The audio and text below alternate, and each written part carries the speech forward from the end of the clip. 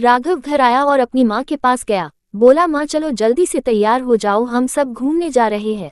सुरेखा जी बोली, बेटा मेरी तबीयत ठीक नहीं है, घुटनों में दर्द है, मैं कैसे बाहर घूम पाऊंगी, तुम लोग चले जाओ। राघव बोला, अरे मेरी माँ चलो तो सही, मैं हूं ना।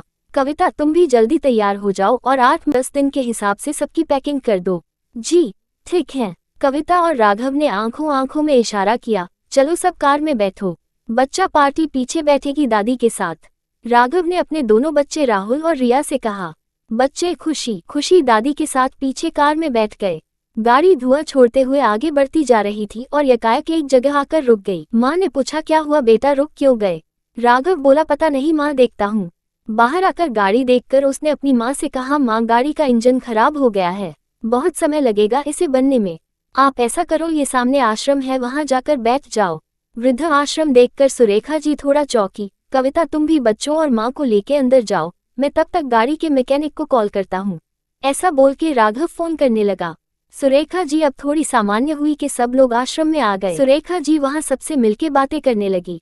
बातें करते करते उन्हें आधा घंटा हो गया तो उन्होंने देखा कि बहू और बच्चे तो है नहीं, कहाँ गए तीनों, उन्हें देखूं तो। ऐसा सोचकर वो बाहर आने लगी तो देखा कि बाहर से चौकीदार उनका सामान लेकर आ रहा है। उन्होंने चौकीदार को पूछा, अरे भाई ये मेरा सामान लेकर क्यों आ रहे हो? तब तक आश्रम के मैनेजर भी बाहर आ गए और बोले, आप सुरेखा जी है ना, आज से आपका कमरा वो रहा, मतलब ये कि आज से आप इस कमरे में रहेगी। सुरेखा जी बोली, भाई साहब आप पागल हो गए हैं क्या? मेरे बेटे की गाड़ी खराब हो गई है, वो अभी बनवा कर आता होगा। मैनेजर बोले, मान जी आपके बेटे का नाम राघव है ना, उन्होंने ही आपके लिए यहाँ रहने का फॉर्म भरा था। सुरेखा जी आश्चर्यचकित होकर बोली, क्या?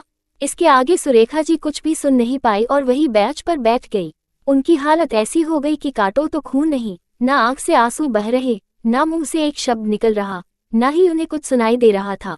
वो बस वही बैठे बैठे अपने अतीत में झांकने लगी। शादी के बहुत साल बाद तक वो माँ नहीं बन पाई थी। सबके ताने सुने, किसी ने बांझ तो किसी ने कुछ कहा, हर तरह का इलाज, हर जगह मन्नत मांगी, आखिर भगवान ने उनकी सुन ली और उनकी गोद में राघव आ गया। राघव शुरू से उद्दंड, स्वार्थी और जिद्दी बच्चा था, पर मन्नतों से मिला बच्चा, इसलिए लाड़ प्यार भी बहुत मिला। जब 5 साल का था तो राघव के पिता भी दोनों को छोड़कर इस दुनिया से चले गए।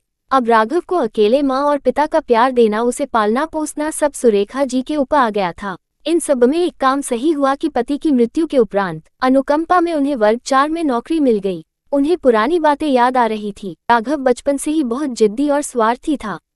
एक बार स्कूल की परीक्षा में वो फेल हो गया तो उसने खुद को पास कराने के लिए सुरेखा जी के कान के बूंदे ले जाकर अपनी मैडम को दे दिए और बोला, ये बूंदे ले लो और मुझे पास कर दो। बहुत डांटा था उसे सुरेखा जी ने, तो बोला, मम्मी माफ कर दो, आगे से कभी ऐसा नहीं करूंगा। निकालने वाले थे पर उन्होंने हाथ पैर जोड़े, तब जाकर फिर से पढ़ने दिया उसे। सिर बहुत दर्द कर रहा था तो सुरेखा जी ने राघव से कहा, बेटा ये बाल्टी और घाघर भर देना पाइप से। तो कहने लगा, मैं नहीं भरूंगा। सुरेखा जी ने कहा, बेटा मुझे बहुत दर्द है, भरो नहीं तो पिटाई कर दूंगी। तो उसने 100 नंबर डायल कर दिया। पुलिस आ गई घर और उनसे कहने लगा, माँ मुझसे घर के काम कराती है और मारती है। कितनी शर्मिंदा हुई थी उन्हें जब पुलिस वाली सुरेखा जी को खूब खरी खोटी सुना रही थी। उनके जाने के बाद राघव माँ को रोते देख बोला, मम्मी मम्मी अब नहीं करूंगा, गलती हो गई, माफ कर दो। इसे ना जाने कितनी बार उसने गलतियां की और हर बार माफी मांगी। सुरेखा जी भी प्यार से, डांटकर, गुस्सा करके, समझाकर उसे बड़ा किया। उसकी किस्मत हमेशा से अच्छी रही, कम मेहनत में भी वो जल्दी सफल हो जाता था। किस्मत से अच्छी जगह नौकरी लगी। सुरेखा जी खुश हो गई कि अब उनके सुख के दिन आएंगे, पर वहां भी उसका स्वार्थीपन चालू रहा। इसकी टोपी उसके सिर वो डालता रहा और जब उसने इस काम को हथियार बनाकर बहुत बड़ा कांड किया तब उसे नौकरी से निकाल दिया गया। तब भी उन्होंने उसे बहुत डांटा, समझाया, फिर वही, मम्मी माफ कर दो, आगे से ऐसा नहीं करूंगा। फिर सुरेखा जी अपनी जमा पूंजी जोड़ उसे एक दुकान खुलवा दी और वो भी दुकान के हिसाब किताब पर ध्यान देने लगी तो दुकान चल पड़ी। उनको लगा अब सुधर गया। कुछ दिन बाद एक लड़की के गले में माला डालकर ले आया कि ये आपकी बहू है। उसने अपने मौत से पूछा नहीं, बस बताया। उन्होंने फिर भी बड़ा दिल रखकर बहू का स्वागत किया। बेटे से तो कोई उम्मीद थी नहीं, तो बहू से भला क्या उम्मीद करती। दोनों राम मिलाए जोड़ी थी, दोनों ही स्वार्थी। पर सुरेखा जी अब किसी से कुछ कहती नहीं। सुबह अपना काम किया और चली गई नौकरी पर। आकर शाम को अपना काम किया और अपने कमरे में। इस बीच भी बहुत गलतियां हुई राघव से, पर अब पत्नी उसका बचाव करती और वही दोनों आकर कहते, मम्मी अब आगे से ऐसा नहीं होगा, आप माफ हमें कर दीजिए। 2 बच्चे हो गए उनके, यही एक सुख लिखा था बेचारी की किस्मत में। बच्चे दोनों बहुत प्यारे और उन्हें बहुत प्यार करते थे। जब घर में वह तीनों दादी पोता पोती होते तो लगता यही स्वर्ग है। अभी 6 महीने पहले ही सुरेखा जी का रिटायरमेंट हुआ है। जो थोड़े बहुत पैसे मिले राघव ने लेने चाहे पर उन्होंने नहीं दिए क्योंकि पेंशन आनी नहीं थी। जो पैसे मिले उसे फिक्स्ड कराकर हर महीने आते ब्याज से उनकी दवाई का खर्चा निकल जाता। वह सारा दिन घर में रहती तो काम भी ज्यादा करती। उन्होंने अपने बेटे को बहुत अच्छे से पाला, बहुत अच्छे संस्कार दिए, फिर भी ये ऐसा निकला। हर बार गलती करके माफी मांगना और फिर अगली बार और बड़ी गलती करना ये उसका आदत बन चुका था। पर अब और नहीं। कुछ सोचते हुए सुरेखा जी अतीत से वर्तमान में आई और अपनी आंखों से बहते आंसुओं को पोंछा और मैनेजर साहिब से कहा, अरे एक कॉल कर सकती हूँ? मैनेजर ने कहा, जी जी जरूर।